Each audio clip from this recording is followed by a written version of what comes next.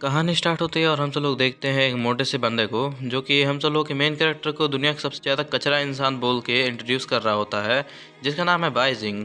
अगर आप सब लोग चाहें तो इसको अपना लैम्प भी बना सकते हैं।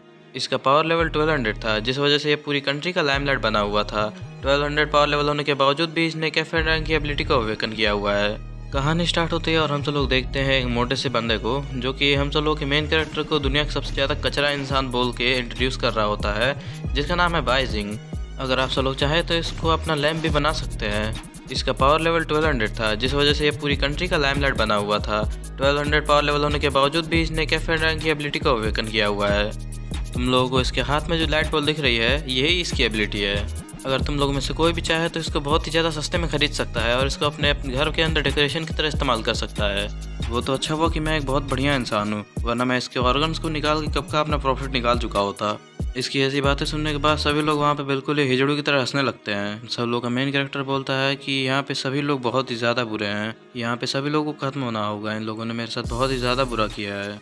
फिर नरेटर बताता है कि ये वर्ल्ड असल में डिजास्टर की वजह से चेंज हो गया, जिसकी वजह से इंपीरियल वोल्करी के स्टैचू म्यूटेट हो गया और उसके बाद बहुत ही बड़े बड़े जायंट्स का समन। कहानी स्टार्ट होती है और हम सब लोग देखते हैं एक मोटे से बंदे को जो कि हम सब लोग के मेन कैरेक्टर को दुनिया का सबसे ज़्यादा कचरा इंसान बोल के इंट्रोड्यूस कर रहा होता है, जिसका नाम है बाइजिंग। अगर आप सब लोग चाहें तो इसको अपना लैम्प भी बना सकते हैं। इसका पावर लेवल 1200 था, जिस वजह से ये पूरी कंट्री का लाइमलाइट बना हुआ था। 1200 पावर लेवल होने के बावजूद भी इसने कैफे रैंक की एबिलिटी को अवेकन किया हुआ है। तुम लोगों को इसके हाथ में जो लाइट बॉल दिख रही है, यही इसकी एबिलिटी है। अगर तुम लोगों में से कोई भी चाहे तो इसको बहुत ही ज़्यादा सस्ते में खरीद सकता है और इसको अपने घर के अंदर डेकोरेशन की तरह इस्तेमाल कर सकता है। वो तो अच्छा हुआ कि मैं एक बहुत बढ़िया इंसान हूँ, वरना मैं इसके ऑर्गन्स को निकाल के कब का अपना प्रॉफिट निकाल चुका होता। इसकी ऐसी बातें सुनने के बाद सभी लोग वहाँ पे बिल्कुल ही हिजड़ू की तरह हंसने लगते हैं। सब लोग का मेन कैरेक्टर बोलता है कि यहाँ पे सभी लोग बहुत ही ज़्यादा बुरे हैं, यहाँ पे सभी लोगों को खत्म होना होगा, इन लोगों ने मेरे साथ बहुत ही ज़्यादा बुरा किया है। फिर नरेटर बताता है कि ये वर्ल्ड असल में डिजास्टर की वजह से चेंज हो गया, जिसकी वजह से इंपीरियल वोल्करी के स्टैचू म्यूटेट हो गया और उसके बाद बहुत ही बड़े बड़े जायंट्स का समन करने लगा, जो लोग पूरे की पूरे सिटीज़ को तबाह करने लगे। फिर उसके बाद अर्थ के ऊपर एक पोर्टल ओपन हुआ, जिसके अंदर से हम सब लोग डीमन की आर्मी बाहर आने लग गई और उसके बाद जितने भी नॉर्मल एनिमल्स थे वो सब लोग म्यूटेट होकर जायंट्स में कन्वर्ट होने लग गए। उसके बाद वर्ल्ड में कई सारी बुक्स अपीयर होने लग गई, जो कि इतनी भी ज़्यादा पावरफुल थी, जो बिल्डिंग्स के साथ साथ लोगों को भी अपने अंदर खींच ले रही थी। ऐसे करते करते बहुत ही सारे डिजास्टर आए और हम सब लोग के वर्ल्ड की पॉपुलेशन अचानक से आधी हो गई। लोगों को लग रहा था कि अब ह्यूमैनिटी एक्सटेंट हो जाएगी, पर डिजास्टर की वजह से बस जानवरों के अंदर ही नहीं, ह्यूमंस के अंदर भी म्यूटेशन होने लगा और उन सब लोगों के अंदर आर्टिफिशियल ह्यूमंस की पावर आने लग गई। ह्यूमंस अपनी नई पावर्स का इस्तेमाल मॉन्स्टर्स के अगेंस्ट करने लग गए और फिर उन सब लोगों ने कुछ ही टाइम बाद मॉन्स्टर्स का हंट शुरू कर दिया और थोड़े ही देर बाद वापस से उन सब लोगों ने अर्थ के ऊपर टेक ओवर कर लिया, जिस वजह से इन सब लोग को हंटर्स का नाम मिला। इन लोगों के पास वेल्थ की बिल्कुल भी कमी नहीं थी। हंटर्स ह्यूमैनिटी को बचाने वाले हीरोज बन गए थे। ये नरेशन के बाद हम सब लोगों का सीन शिफ्ट होता है बाइजिंग के ऊपर, जो कि बताता है कि मेरा वापस से रिबर्थ हो चुका है और मैं वापस से टाइम में पीछे बॉर्न हो गया हूँ और अभी मैं इन सब लोगों से रिवेंज लेने वाला हूँ, जो भी इन सब लोगों ने बुरा काम मेरे साथ किया था। मैं अपनी रिवेंज की शुरुआत हंटर क्वालिफिकेशन एग्जाम से करूँगा। तभी अचानक से हम सब लोग के मेन कैरेक्टर के बगल में कोई एक बंदा आ जाता है, जो कि उससे कह रहा होता है कि तुझे ये वाला एग्जाम्स तो पास करना ही होगा, वरना बेटे छेद ही छेद। तुझे बहुत अच्छी तरीके से पता है अगर तूने ये वाला एग्जाम पास नहीं किया तो फिर तेरे साथ क्या होगा। फिर मेन कैरेक्टर को याद आता है ये वही कमीना है जिसकी वजह से इसकी फैमिली बर्बाद हो गई थी, या फिर कह सकते हो कि उनमें से ये एक है। रुक जा, मैं तेरा थोड़ा सा कॉन्फिडेंस बूस्ट कर देता हूँ। तभी सब लोगों को कहता है कि ये बंदे के ऊपर थोड़ा नज़र डालो, ये वो जीनियस वही है जिसका 1200 पावर लेवल होने के बावजूद भी एफ रैंक की एबिलिटी अवेकन किया था। सभी लोग देख के इसके ऊपर हंसने लगते हैं और फिर सब लोग कहते हैं कि इससे तो हम सब लोग कभी नहीं भूल सकते। 3 साल पहले सब लोगों को लग रहा था कि यह ह्यूमैनिटी का एक फ्यूचर बनेगा, लेकिन जब इसका एबिलिटी अवेकनिंग हुआ तो उसके बाद एक एफ रैंक की एबिलिटी देख के सब लोग इससे डिसअपॉइंट हो चुके थे।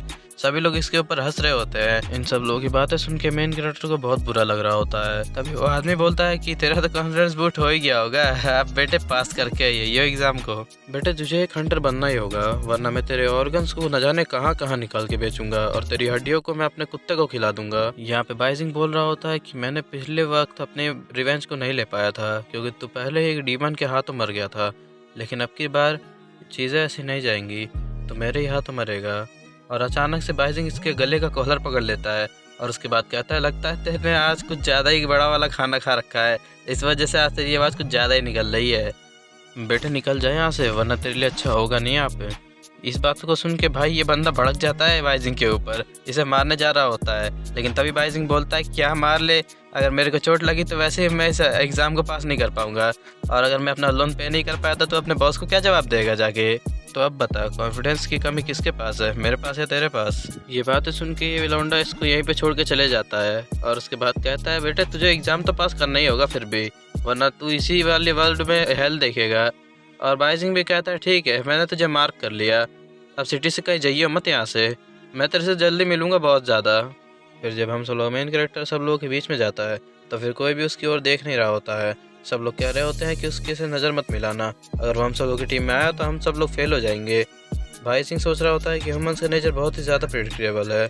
और उसके बाद हम सब लोग देखते हैं हम सब लोग के मेन कैरेक्टर का मिडिल स्कूल का टाइम, जहाँ पे हम सब लोग का मेन कैरेक्टर स्पीच दे रहा होता है और कह रहा होता है कि जैसे ही मैंने अपनी एबिलिटी को अवेकन किया उसके बाद फिर मैं एक बहुत ही ज़्यादा पावरफुल हंटर बनूंगा, और उसके बाद मैं अपने इस पूरे वर्ल्ड को रिप्रेजेंट करूंगा, और या फिर कह सकते हो गार्ड करूंगा। मेन कैरेक्टर बताता है कि अगर किसी भी ह्यूमन के पास पावर लेवल या फिर एबिलिटी ऑफ कॉम्बैट है तो फिर वो एक हंटर बन सकता है बिना किसी दिक्कत के। तुम एबिलिटी को एज अ स्किल ले सकते हो और पावर लेवल को उस स्किल का फ्यूल मान के चल सकते हो। जितना ज़्यादा तुम्हारे पास पावर लेवल होगा तुम उतने ही ज़्यादा टाइम तक अपने एबिलिटी को यूज़ कर सकते हो। सब लोगों ने बाइजिंग से बहुत ही ज़्यादा उम्मीदें लगा ली थी, 1200 पावर लेवल के साथ पक्का कोई एस रैंक की एबिलिटी ही अवेकन करेगा। तभी अनाउंस होता है कि हेड मास्टर पुष्किन आ रहे हैं, और सभी लोग कहते हैं कि हेड मास्टर पुष्किन की एबिलिटी है कि वो फ्यूचर प्रिडिक्ट कर सकते हैं, और वो अभी हम सब लोग के मेन कैरेक्टर को देख के बताएंगे कि वो कौन सी एबिलिटी को अवेकन करेगा। फिर हम सब लोग का हेड मास्टर पुष्किन को देखते हैं। पुष्किन आके मेन कैरेक्टर के सर पे हाथ रखता है और बताता है कि मैं इसकी एबिलिटी को प्रिडिक्ट नहीं कर पा रहा हूँ, लेकिन मैं इसके अंदर एक बहुत ही ज़्यादा ब्राइट चीज़ को देख सकता हूँ। सभी लोग बहुत ही ज़्यादा खुश हो रहे होते हैं। सभी लोग कह रहे होते हैं कि हम सब लोग के मिडिल स्कूल से एक इतना बड़ा जीनियस निकल रहा है। हम सब लोग के लॉर्ड एवरग्रीन वाइन की भी प्रोफेसी ऐसी नहीं हुई थी। बाइजिंग को लगा कि अब उसकी लाइफ बहुत ही ज़्यादा चेंज होने वाली है। अब मेरी मॉम को उतना काम नहीं करना पड़ेगा और मैं अपने सिस्टर के लिए भी काफ़ी चीज़ें ले पाऊँगा। हमारे डैड ने पूरी लाइफ टाइम अब्रॉड के अंदर कंस्ट्रक्शन साइट पे काम किया है, अब उन्हें वो काम भी नहीं करना होगा। और उसके बाद मुझे बहुत ही सारी गिल्ड्स के पास से ऑफ़र आने लग गए, मुझे मल्टीपल लोन्स भी मिले। और उसके बाद जब सभी लोगों का ध्यान मेरे ऊपर था तो फिर मैंने अपनी एबिलिटी को अवेकन किया, जो कि एक बस छोटी सी लाइट बॉल थी। एक अंधेरे में रोशनी देने वाली चीज़ की वजह से मेरी एक रोशनी से भरी हुई ज़िंदगी में बहुत ही ज़्यादा अंधेरा छा चुका था। सब लोगों ने मुझे ऐसा फील कराया जैसे मैं एक इंसान होने के लायक भी नहीं था। सब लोगों ने कहा कि तेरी वजह से हम सब लोगों का बहुत ही ज़्यादा लॉस हुआ, बड़ी बड़ी गिल्ड्स का बहुत ही ज़्यादा लॉस हुआ था। अब हम तेरे इस लाइट बल्ब की फैक्ट्री तो खोलेंगे नहीं। हेड मास्टर पुष्किन ने ब्राइट लाइट से मतलब इसका ये बताया था, आज के बाद किसी भी हंटर को उसके पावर लेवल से जज नहीं किया जाएगा जब तक वो एक हंटर क्वालिफिकेशन एग्जाम को पास ना करे। उसके बाद हम सब लोग का मेन कैरेक्टर बताता है कि हम सब लोग का पूरा घर बिक गया इन सब लोग के डेब्ट को पे करने की वजह से। मेरी माँ बहुत ही ज़्यादा बीमार हो गई और मेरे डैड वो किम के साथ एक कॉन्ट्रैक्ट करके अब्रॉड चले गए मेरी छोटी बहन को लेके छुपने के लिए। मुझे कुछ भी करके हंटर क्वालिफिकेशन एग्जाम को पास करना होगा ताकि मैं इस किम के लोन को चुका सकूं। सब कुछ बिल्कुल पहले की तरह ही, कुछ नहीं बदला। हालांकि ये लड़की भी, पूरी ह्यूमैनिटी खत्म हो जाए कोई दिक्कत नहीं, पर तुम्हें जिंदा रहना पड़ेगा। तभी अनाउंसमेंट होती है और सभी लोगों को बताया जाता है कि यहाँ पे कैंपस में अंदर डीमंस को छोड़ दिया गया है, तो सभी लोग तैयार हो जाओ और एकदम सतर्क हो जाओ, हंटर एग्जाम बहुत ही जल्दी शुरू होने वाला है। अनाउंसर बोल रही होती है कि तुम सब लोगों को टीम बनाना है और डीमंस को तुम सब लोग को मारना है या फिर सील करना है। तुम सब लोग किसी और से हेल्प नहीं ले सकते हो सिवाय अपने टीममेट्स के अलावा। तुम लोग कोई भी चीटिंग ना कर पाओ, इसलिए यहाँ पे कैमरा भी लगे हुए हैं। यहाँ पे हम सब लोग को बता रही होती है एग्जामिनर जिया जुए, तुम सभी लोग यहाँ से जा सकते हो, जाओ टीम बनाओ और फाइट करो। सभी लोग यहाँ से बहुत जल्दी भाग रहे होते हैं। हम सब लोग भीड़ में देखते हैं एक लड़की बोल रही होती है एक टीम के अंदर ज्वाइन होने के लिए कि मेरे पास एक डी रैंक की हीलिंग एबिलिटी है, तुम सब लोग मुझे अपनी टीम में ले लो प्लीज़। कोई यहाँ पे सी रैंक की एबिलिटी मांग रहा होता है, कोई सी रैंक का अटैकर मांग रहा होता है। यहाँ पे सभी लोग अपनी ABCD में लगे हुए रहते हैं। सभी लोग अपना 100% दे रहे होते हैं ताकि कोई ना कोई टीम को ज्वाइन कर लें। फिर तभी हम सब लोग देखते हैं एक एग्जामिनर जो कि बात कर रहा होता है कि पहले ही कुछ लोगों ने अपनी टीम को फॉर्म करने की बातें कर ली थी, इसलिए कुछ लोगों के साथ तो बहुत ही ज़्यादा अनफेयर हो रहा है। तभी हम सब लोग को एक और एग्जामिनर बता रही होती है कि यहाँ पे सब लोगों को टीम बना के ही काम करना पड़ेगा, वरना यहाँ पे अगर तुम सब लोग बिना टीम बना कोई भी काम करोगे तो बस एक बेवकूफ़ी ही होगी। ये होती है हम सब लोग की एग्जामिनर ली जिदमिंग। तभी जिया बोलती है कि यहाँ पे तुम्हारा जिंदा रहना ही बहुत ही बड़ा डर है, अगर तुम यहाँ मर गए तो तुम्हारे लिए पैसा या फिर एल्डर कुछ नहीं बचेगा। तुम अगर जिंदा ही नहीं बचे तो तुम्हारे लिए पैसा और पावर रह ही क्या जाएगा। तब ली जिनमिंग बोलती है कि 95% लोगों ने पहले ही अभी यहाँ पे टीम बना ली होती है। ली जिनमिंग बता रही होती है कि यहाँ पे कितने लोगों के पास कौन कौन सी एबिलिटी है। तभी वो देखती है कि वहाँ पे एक 1200 पावर लेवल वाला भी बंदा है। तभी वो कहती है कि यहाँ पे इसे एग्जाम देने की जरूरत भी क्या है, यहाँ पे तो पहले ही इसको बहुत ही ज्यादा गिल्ड्स अपने अंदर लेने के तैयार ही होंगे। तभी एक एग्जामिनर रूमिंग बोलता है कि उसे एग्जाम नहीं, उसे तो कोई अपने टीम में भी लेने को तैयार नहीं है। तभी हम सब लोग देखते हैं एक बच्चे को जो कि टीम लीडर से बोला होता है कि मुझे अपनी टीम में ले लो, लेकिन वो उसे वहाँ से हटा देता है और फिर कहता है कि तू एक कचरा है, हम सब लोग को तेरी जरूरत ही नहीं बिल्कुल भी। तभी यहाँ पे हम सब लोग का बाइजिंग आता है, कहता है कि तुम्हें कोई नहीं ले रहा है तो तुम मेरे साथ टीम क्यों नहीं फॉर्म कर लेते हो। पीले वाला कहता है कि भाई मैं तेरे साथ बिल्कुल भी टीम फॉर्म नहीं करूंगा, वरना मैं खुद ही ट्रबल में आ जाऊंगा। बस तेरे साथ रहने की वजह से मैं अपने आप को लेवल अप बिल्कुल भी नहीं कर पाया, अब तेरी वजह से मेरे को टीम फॉर्म करने में भी बहुत ज़्यादा दिक्कत हो रही है। और ये कह रहा होता है कि तू मेरे से दूर रहे, और इसको एक बहुत ज़्यादा गंदे वाला मुक्का बजा देता है। और फिर बाइजिंग को बहुत ही ज़्यादा गुस्सा आ रहा होता है और याद आता है कि इसकी एबिलिटी अवेकन होने से पहले ही ये बंदा इसको हमेशा अपने साथ रहने के लिए मोटिवेट करता रहता था और कहता था कि हम सब लोग सेम कंट्री साइड से हैं, तो फिर तुम मुझे अपना भाई बुला सकते हो। और कहता है कि तुम बहुत ही ज़्यादा ताकतवर हो और अगर कभी भी तुम किसी गिल्ड में चले जाना तो मुझे भी अपने साथ ही ले लेना। हम सब बाइजिंग को देखते हैं, वो मुक्का खा के पड़ा हुआ रहता है, उसके नाक से खून आ रहा होता है और वो बंदा वहाँ पे अपना पावर लेवल का शो ऑफ कर रहा होता है। और फिर तभी वहाँ पे यूजिन आ जाती है और फिर उसको रुमाल थमाते हुए कहती है कि तुम अपनी नाक से पोंछ सकते हो। अपनी नाक से खून साफ करने के बाद कह रहा होता है कि तुम्हारे पास तो अभी कोई एबिलिटी अवेकन है ही नहीं, तो फिर तुम्हें भी सेफ खेलना चाहिए बिल्कुल भी। तो कहती है कि कोई टेंशन की बात ही नहीं है, सब लोगों को पता है कि मैं बिल्कुल ही यूजलेस हूँ। तो फिर बाइजिंग कहता है अरे तुम अभी टेंशन मतलब बिल्कुल भी, एबिलिटी तो अवेकन होने दो एक बार। और उसके बाद फिर यहाँ पे एक बंदा और आता है जिसका नाम है माओ जोंग और उसके पास एबिलिटी है रॉक फिस्ट की और ये एबिलिटी बी रैंक की है बिल्कुल। तो फिर कहता है कि मैम आप मुझे अपना पर्सनल डिटेल्स दे दो ताकि मैं आपके साथ टीम फॉर्म कर चुकूँ। यूजिन के कज़न ने एक पहले टीम फॉर्म कर दी होती है ताकि उसके लिए एग्ज़ाम पास करना आसान हो जाए। और तभी वो पूछती है कि मेरे को कोई दिक्कत नहीं है, तो क्या तुम सब लोग के साथ बाइजिंग भी आ सकता है। माओ जोंग बोलता है कि आपकी बात मेरे लिए बिल्कुल एक ऑर्डर की तरह है, वो भी हम सब लोग के साथ आ सकता है। तो फिर कहती है यूजिन की कोई दिक्कत नहीं है, फिर हम सब लोग टीम फॉर्म कर सकते हैं। इसकी ऐसे बातें सुन के बाइजिंग इससे पूछता है कि मैं क्यों, आखिर तुम मेरी मदद क्यों कर रही हो। फिर यूजिन बताती है बाइजिंग को मुझे नहीं पता, शायद मुझे तुम्हारे ऊपर दया आ गई थी, तभी हम सब लोग के पास फालतू बातें करने का टाइम नहीं है, इसलिए अपना मुंह बंद रखो और चुपचाप से हम सब लोग के साथ चलो। फिर हम सब लोग को देखते हैं बाइजिंग माओ जोंग को अपने पर्सनल डिटेल्स दे रहा होता है ताकि वो सब लोग एक साथ ग्रुप फॉर्म कर सके। तभी माओ जोंग उससे पूछता है कि तुम्हें मेरा नाम तक कैसे पता चल गया। तो फिर बाइजिंग बताता है कि मेरे पास बहुत अच्छा तरीका है, ये बॉल है ना, मैं इसे तुम सब लोग के माइंड रीड कर सकता हूँ। तब माओ जोंग बोलता है कि भाई तुम तो इतने भी बेकार नहीं हो यार। तुम यूजिन भी बोलती है भाई तुम तो इतने भी बेकार ट्रैश नहीं हो, तो फिर तुम्हें ऐसा सब लोग क्यों कहते हैं। फिर बाइजिंग बताता है कि मैं यहाँ पे एक्टिंग कर रहा था, मेरी एबिलिटी भी थोड़ी काम की है यहाँ पे। फिर उसके थोड़ी देर बाद एग्जामिनर जिया बोलती है कि हम सब लोगों ने स्कूल की बिल्डिंग के अंदर तुम सब लोग के लिए अलग अलग मॉन्स्टर्स को छोड़ दिया है। और उसके बाद हम सब लोग एक टीम को देखते हैं जिसके अंदर हम सब लोग 4 लोगों को देखते हैं, जिसमें से एक के पास प्लांट ग्रोथ और एक के पास लावा अर्थ और एक के पास एक्सेलरेट हील और एक के पास स्टन की एबिलिटी होती है। तभी उस टीम का टीम लीडर बोलता है कि यहाँ पे हम सब लोगों को कोई नेचुरल डीमन तो मिल ही जाएगा। तभी एक लड़की बोलती है कि मुझे उस तरफ से कोई स्ट्रॉन्ग चीज सेंस हो रही है। लियो बोलती है फिक्र मत करो, मैं तुम सब लोग के लिए जगह बनाती हूँ, और बहुत ही ज़्यादा स्पीड में आगे की ओर बढ़ती है। और उसके बाद अचानक से पैरों के पास से बहुत सारे रूट्स निकलने लगती हैं और उसके बाद फिर सामने एक बहुत ही ज़्यादा स्ट्रॉन्ग मॉन्स्टर अपीयर होता है। और फिर एक टीम के बीच में से और एक बहुत ही सारी जगहों से फिर ये फ्लावर मॉन्स्टर्स निकलने लगते हैं। फिर ग्रेव बोलती है कि यहाँ पे बहुत ही सारे हैं, मैं इन सब लोगों को सप्रेस बिल्कुल भी नहीं कर पाऊंगी। फिर चैन बोलता है कि लियो तुम यहाँ पे स्टन को इस्तेमाल करो और इन्हें थोड़ी देर तक सप्रेस करके रखे रहो।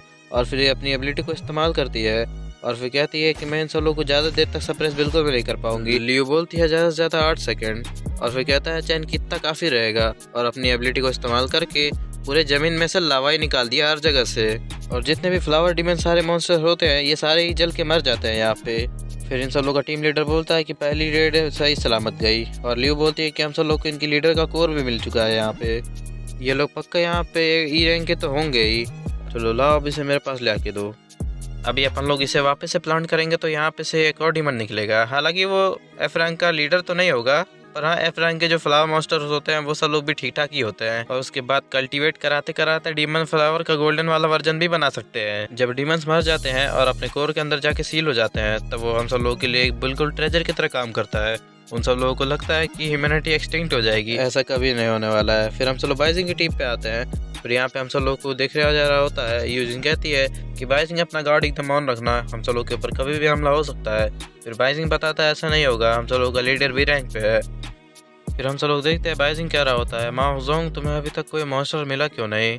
फिर हम सब लोग देखते हैं माओ जोंग बोलता है कि मॉन्स्टर एक जगह पे कभी भी नहीं रुकते हैं, वो इधर उधर होते रहते हैं।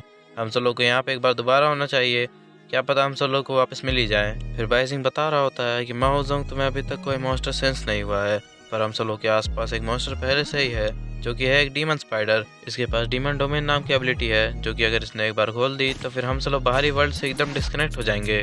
फिर अचानक से माओ जोंग को कुछ फील होता है। फिर वो कहता है कि बाइजिंग जरा तुम अपनी वहाँ पे एबिलिटी इस्तेमाल करना। तो फिर यूजिन कहती है तुम पे फ्लैशलाइट भी तो होगी, तो फिर तुम बाइजिंग को क्यों कह रहे हो। तो फिर अचानक से बाइजिंग कांपने लगता है और फिर कहता है कि मुझे बहुत ज़्यादा खुशी हो रही है, पहली बार किसी ने मुझे अपनी एबिलिटी को यूज़ करने के लिए बोला है।